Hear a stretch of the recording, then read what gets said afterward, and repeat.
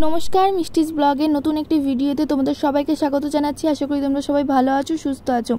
आज के एक रान्नार भिडियो निये चले एसेछि। एटा होच्छे ओलेर डाटा भाजा। और ओलेर डाटा कि এইভাবে যদি তোমরা একবার বাড়িতে রান্না করে খেয়ে দেখো দারুণ লাগবে খেতে। তো ওলের ডাটাগুলো প্রথমেই আমার মা কেটে রেখেছে আর এরপরে আমি কড়াইতে জল গরম করতে বসিয়ে দিয়েছি আর ওলের ডাটাগুলো আমি একটু সিদ্ধ করে নেব। একদমই কোনো ঝামেলা নেই রান্না করার জন্য, কোনো কিছু বেশি এক্সট্রা জিনিসপত্র এর ভিতরে দিতে হবে না। একদমই সিম্পল একটা রান্না। আশা করি তোমাদের সবার ভালো লাগবে বাড়িতে যদি তোমরা একবার ট্রাই করো এটা। আমি ওলের ডাটাগুলো দিয়ে দেওয়ার পর এরপরে এর ভিতরে আমি সামান্য লবণ আর একটু হলুদ দিয়ে দিলাম, দিয়ে ভালো করে নেড়ে চেড়ে নিয়ে এবার এটা ঢাকনা বন্ধ করে দেবো, দিয়ে সিদ্ধ করে নেবো ভালো করে বলতে ওই 70% মতো সিদ্ধ করে নেবো। প্রতিদিন তো তোমাদের সাথে আমি ডেইলি ব্লগ শেয়ার করি, সেই জন্য ভাবলাম কি একটু রান্নার ভিডিওগুলো শেয়ার করি। আসলে আমার এর আগে একটা রান্নার চ্যানেল ছিল মমস অ্যান্ড ডটার্স কিচেন, ওখানে আমি মূলত রান্নার ভিডিওগুলো দিয়ে থাকতাম। কিন্তু আমরা এখন যে জায়গাটায় রয়েছি তোমরা হয়তো আমার ডেইলি ব্লগগুলো দেখেছো, সেখানে আমাদের মোটামুটি রান্নার জিনিসপত্র সব কিছু নেই, মানে মিক্সি টিক্সি এই কোনো কিছু নেই আমাদের এখানে, খুব একটা সেইভাবে ভালো মন্দ রান্না করে খাওয়াও হচ্ছে না।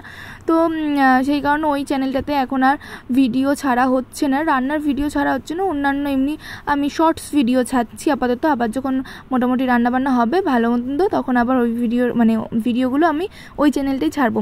তো আজকে ভাবলাম কি এই চ্যানেলটাতেও একটু এই রান্নার ভিডিওগুলো ছাড়ি, কারণ আগের দিনে ব্রেড রোল রেসিপিটাই তোমরা অনেক ভালোবাসা দিয়েছো, অনেকে দেখেছো, তো সেই জন্য ভাবলাম কি এই চ্যানেলটাতে একটু রান্নার ভিডিও ছাড়ি। তোমরা যদি ওই ভিডিওটা না দেখে থাকো তাহলে কিন্তু দেখে নিতে পারো।